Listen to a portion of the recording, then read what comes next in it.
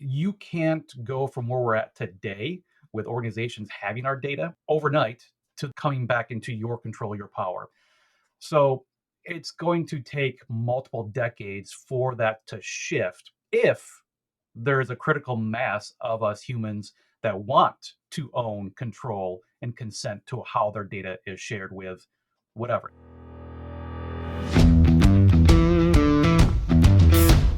Technology is transforming how we think, how we lead, and how we win. From Intervision, this is Status Go, the show helping IT leaders move beyond the status quo, master their craft, and propel their IT vision. Welcome, IT pros, to another episode of Status Go. Today, we're delving into a concept that's been making waves in the digital world: decentralized identity. Now, if you're like me, you may not be familiar with these concepts. This was something new to me when I met and talked with our guest. So I'm looking forward to this conversation. Basically, it's a cutting edge approach to identity, access, and privacy. And it's poised to redefine how we control and protect our digital identities in this hyperconnected world. Now, you might be wondering what's wrong with the way things work today, and how does it work with other identity solutions, and how will this technology change the way identity functions in the digital economy? Well, the truth is, traditional centralized identity has its limitations. Enter decentralized identity, a game changer in the realm of digital identity. Think of it as a digital passport that you hold and control, eliminating the need to entrust your sensitive information to third parties. In this episode, we're joined by Jason Gzym. Jason is the Director of Product Management at Savient. He supports the product vision and roadmap for their identity solutions, working closely with customers, partners, internal teams to deliver innovative products that meet the evolving needs of the market. Jason's going to guide us through the fundamental concepts of decentralized identity and verifiable credentials and help us understand how this decentralized paradigm can empower individuals and organizations to take back control of their digital identities. With that, welcome to Status Go, Jason. Thank you, Jeff. Appreciate it. I am so looking forward to this conversation. First of all, because I spent several years of my career in a similar role. I was director of product management for Intervision Systems, who hosts this podcast. So I feel like we're a little bit of kindred spirits. But I was wondering if you would start out by just sharing your career journey, a little bit about your background with our listeners. Yeah, happy to share that, Jeff. Thanks. Yeah, so early in my career, started out with file systems and networking in general, with a company some might know called Novell. Uh, and early, I would say late '90s, they came out with our early identity product called DureXML. But that led me on my identity journey throughout the years. Led me to managed services, moved to New York City, where I helped a variety of verticals across finance, manufacturing, and healthcare. But in the past, decade or two prior to joining Savient, had been concentrating on the healthcare realm. And as I moved, having children and growing up throughout the country, I realized the medical records that I had everywhere around the world were scattered, at different healthcare providers. And I always wondered, oh, I have to go get that physical PHI. I have to own it, but it's really hard to do that. So it made me think, how can a human own all of their personal health records and consent to give that access to the healthcare organizations instead of it being scattered, throughout the different healthcare. So that's what led my passion to decentralized identity, some blockchain technologies, but it's expanded beyond just healthcare because there are applications throughout many different verticals. So you've really been deep into identity management, identity issues, most of your career, it sounds like. Yeah, it's going on 25 plus years now. Um, and with everything, technology evolves, we as humans evolve, and digital identity has evolved as well. Yeah, yeah, it really has. Uh, there was a time when, hey, your social security number was enough, right? And that was kind of the way that you identified yourself. And then people started using that nefariously. So we have to evolve with the changes in that. I kind of teased this out in the introduction a little bit, but we've had identity management systems now for several years. What are some of the challenges that you see with those traditional approaches to identity? Yeah, so we really concentrate on why identity was born to secure and govern. Typically, it was for organizations to have their employees govern and secure their access to the applications that organization uses. And we all know the story of Enron and having toxic combinations leading to internal fraud and the regulations that's led to. But if you think about what we see today with the consumer identity, it's the organizations that still own that data. That identity data is the new oil because it's being mined to Mhm. advertise targeted towards you. And there's some security concerns with those organizations owning that data. So there's this millennial shift of, hey, I want to own my personal identifiable information and decide who I share it with. There's two problems with that that is going to take a time to overcome. Yeah, That is a critical mass of individuals wanting to own their own identity instead of it's so easy for others to mine that information for you and then provide services for free, right? yeah, You mentioned Gmail. I mean, a lot of people use Gmail because it's free, um, right. but they're learning about you through that system. Yep, that's right. The adage is, if it's free, you're not the customer, you're the product. Absolutely. Well, and the other thing that strikes me in this is, um, uh, as a consumer, I don't own today my digital identity, and we're going to talk more about what that means. Um, and I've kind of given it to other people to manage, and I don't even know who, in many cases, they've given it to. I got My wife and I both got letters from a large insurance company who will remain nameless about a breach that they've had, but it was really a third party of a third party that got breached, and they had my data, and it's like, well, how did they even get that? So it has become convoluted. So, what is this concept of decentralized identity? What is that, Jason? Yeah, so think about the relationship through the years has been that organization relationship to an identity. If you flip that script and the relationship becomes the user is in charge of the central hub with a device, with a car, with a retailer, with an employer, with a contractor. So that's one way to look at decentralized identity is it's not the organization that's the hub of all of the access.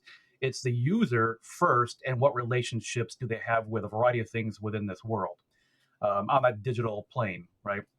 Um, and in the consumer market, also, you think about when you join an organization, there's background checks. And what is that Mhm. doing? It's verifying the person is who they are, and they haven't done bad deeds that would Yeah, make higher insurance rates for that employer and higher risk categories.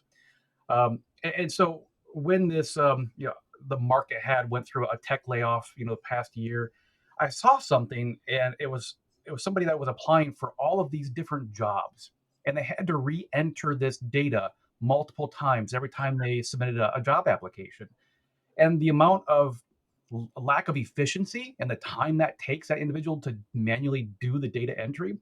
Think if you had a verifiable credential, and we can get into what levels of assurance, who's verifying it, is our Mhm. government, is it a third party security vendor, is it both? And that goes back to the level of assurance.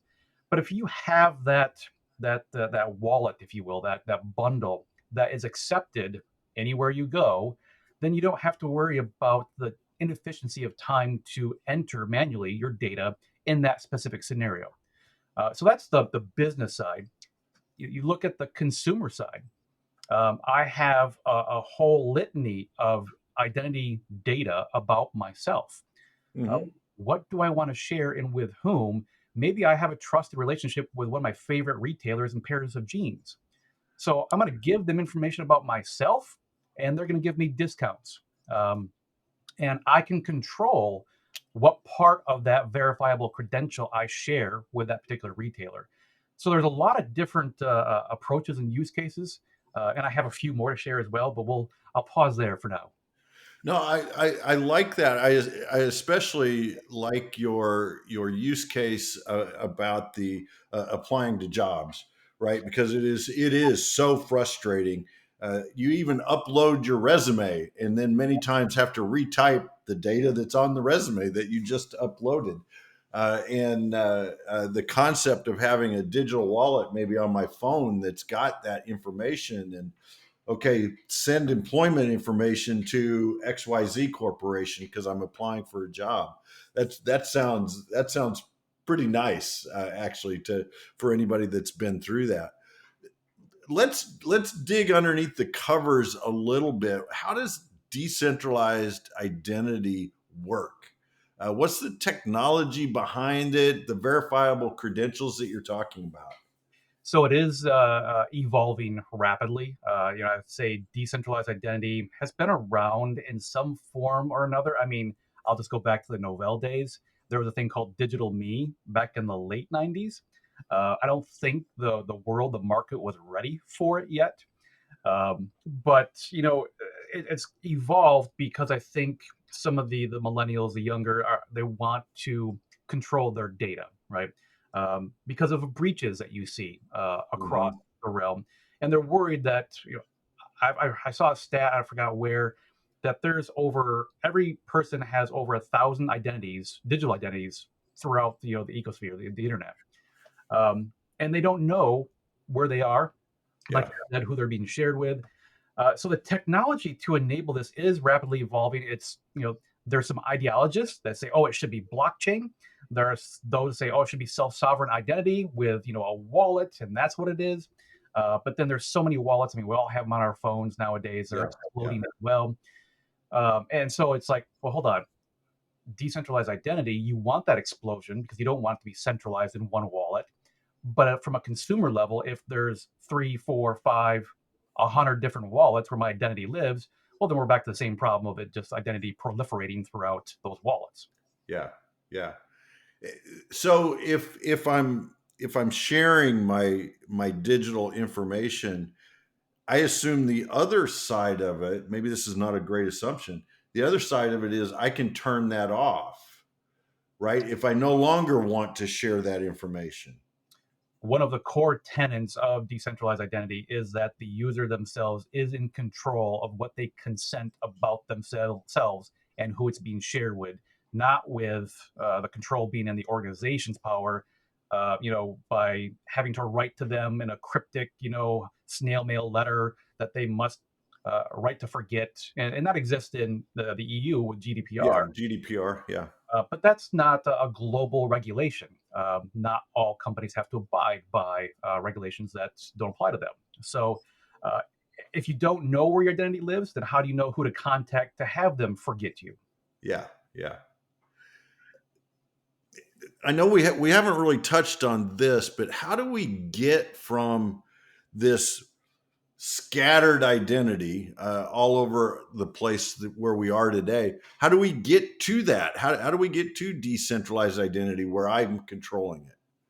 So, one, it requires again the human, the carbon-based life form, to accept that they are in control and they need to be in control of their data. It is so easy for us to allow others to control our data, and then you get services for that. but Hmm. that's where the misuse can come into play. So first, it's the onus of we have to want to own and Hmm. control, and the management of that data can be somewhat time consuming. If there's multiple relationships, you're determining, should they have it still? Should they take it away? So that's number one. Number two, you can't go from where we're at today with organizations having our data um, overnight to them it all Yeah. be coming back into your control, your power. So it's going to take multiple decades for that to shift if there is a critical mass of us humans that want to own, control, and consent to how their data is shared with whatever. I mean, it could be how is our data shared with our self-driving cars in the future? Oh, yeah. Yeah. As a self-driving car goes through a toll booth, how does the state with that toll booth know who the owner of that car is, or who's the driver? They may not own it, but who's the driver driving Driver. that car? Um, and so that linkage, that relationship, in order to have self-driving cars, you must share something about yourself being in that driver's seat or in that passenger, or not even passenger, but the driver's seat. Yeah. So that's just another, and that goes back to the monetization, the liability of these models going forward. This is incredibly complex.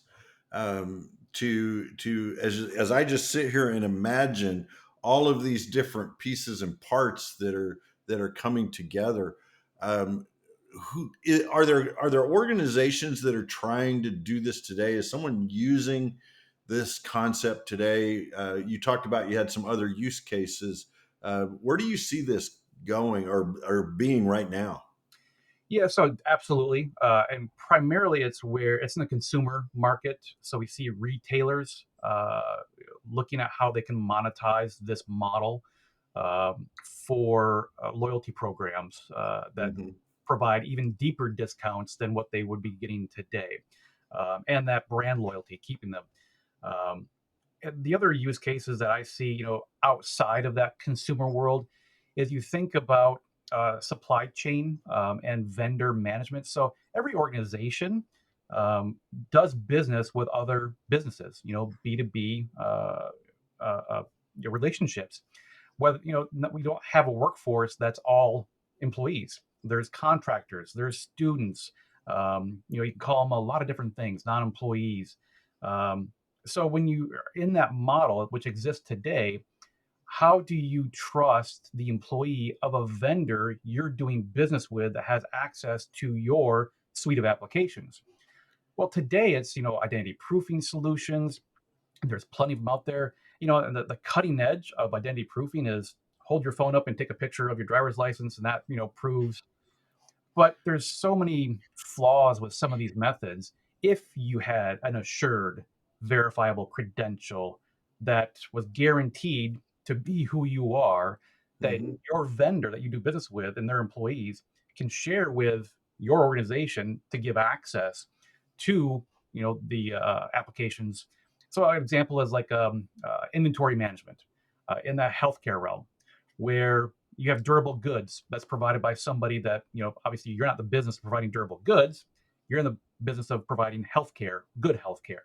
Yeah. So that vendor might have access to your physical system, your inventory, but they don't work for you. They're not an employee. So how do you verify Jeff is Jeff working Hmm. for this business partner that can look in my inventory, my durable goods, to make sure you order enough mass when that healthcare provider gets low on inventory? Yeah. So in that world of B2B is where I see it shifting from more of a consumer to that extended workforce within those external identity use cases. Yeah, the what came to mind as you were talking about that, Jason, is um, the concept of a global entry number now with TSA and all that. I now have this global number that all the airlines recognize. Hopefully, a lot of the airports recognize, and I can just use that, and they know who I am to some assurance. Is that at a really high level kind of the thing we're talking about? Yes and no, because Okay. who owns that global identifier? I mean, so pre-TSA, that's an American construct. Uh, Uh-huh. and you have Clear, and I don't know honestly if Clear is global or not. But again, it lives with a government or it lives with a service provider. Clear in this Hmm. case, that global identifier. The us humans don't own it. Ah, gotcha. So Gotcha. yes, I mean, you want to have a global identifier um, for all identities on this earth, human and non-human. But because of regulations, competing countries, I would highly doubt North Korea would ever accept a United States verified credential. Probably not. And I guess part of what plays into this is, again, using the global entry number as an example. If wrong information got associated with my global entry number, I don't have the ability to fix it. I've got to go to the government, to a government agency, and say, "Hey, that Jeff Ton that just robbed a bank is not me," right? And you've got this crime associated with the wrong thing. Yeah, absolutely. And then this goes back to the concept of who has assured the verifiable credential. Yeah, And there can be multiple layers of that. It could be the United States government, it could be Germany, it could be a private organization. So and the evolution of that assurance model, which is still not 100% in place, when you get to that point where you can say, I want to have multiple verifiers of who I am in that digital wallet, and that the level of assurance. I mean, you think about our classification, sensitive documents. There's multiple classifications yeah. of sensitive documents, so that's the level of assurance on who should have access to those different classification of documents. I love that analogy of linking it to the classification of documents, because that helps me visualize that here's my identity, and here's some information that, hey, I'm gonna share with Kohl's department store, but they're not getting this health information that I'm sharing with my healthcare provider. A lot of our listeners, Jason, as you know, are information technology professionals, usually in leadership positions, but not always. What's in it for them? Why should they be interested in this concept of decentralized identity? Yeah, so for any organization that is looking for a digital identity transformation for their consumers, the current trend has been for them to collect all of the data. If they find out that their consumer base doesn't want to share or allow them to collect data about them, and may be collecting data about them even without them knowing, that's Yeah, how yeah. advertising works. But if organizations want to build a loyalty program where they reverse the model and say, we can give you deeper discounts for the products that you like, and you are in control of when and where and how you share the data with us. And that keeps those organizations, those retailers honest, because if they have bad service or they misuse that trust that customer has given them, then the customer can turn it off. Yeah. So it's a decision for retailers, the consumer market. But absolutely, I see it shifting from that B2C space into that B2B space as organizations are looking to secure those third party identities that are external to their HR systems, Hmm. to make sure that individuals they do business with are who they say they are, so that they can determine the right level of access into the organization's application suites. Well, and I was talking earlier this week with Brian Jackson of Infotech Research, and to our listeners, if you haven't listened to that episode, it's we're talking about the 2024 trends report. And first of all, let me say I can't believe we're talking about 2024 already. It seems like yesterday we were doing predictions for 2023. But one of the things that Brian identifies in that report as a trend for information technology leaders, CIOs, CTOs to be cognizant of is this concept of data sovereignty. And on some layers, is that part of what we're talking about, Jason? Data sovereignty? Yeah, as you think about where the person lives, so the data must stay on the soil in which they live. So if we're talking about somebody's identity, well, we don't always live in the same place as humans, right? Yeah, Uh, yeah. we we move within different states in the United States, but we also move across the globe. I had to make a trip to Singapore a month ago, and in order to enter, I had to fill out their identity wallet and Uh-huh. get information about myself. So if you have to fill that out for every country you visit, it goes back to the job application scenario. Yeah. Yeah. Entering the same data, and I could mess it up. So how can you, a global citizen, be mobile throughout this world and not have to go through the inefficiency of proving over and over and over who they are? Yeah. Yeah. Yeah. Well, and you mentioned supply chain and people that are not in your HRIS system that are interacting with your business. Let's look at the what's in it for me concept from the perspective of the supplier. So you mentioned, I think your example in healthcare were the masks, and my inventory was getting low. As a mask provider, why should I care about decentralized identity? How does it help me? Yeah, so if you're a provider of, in that scenario, and you have the ability to assure the business you're doing business with that your house is in order and secure, and your own employees are vetted and have those background checks, and that a level of assurance can be easily provided to the businesses you're doing, then you're attractive to every healthcare organization because you're Yeah. easier to do business with. Yeah, and I think it starts to you start looking at some of the compliance frameworks and the way a lot of those work, right, is they push the risk down, and this is a way to say, hey, I'm risk worthy. I've done my due diligence, and so maybe you should do business with me. And maybe there's financial incentive, or maybe it's just the incentive that hey, I get approved to provide information. You talked earlier about the need for to really get this idea to catch hold. It's going to take you and I and everybody to say, yes, I want to do this.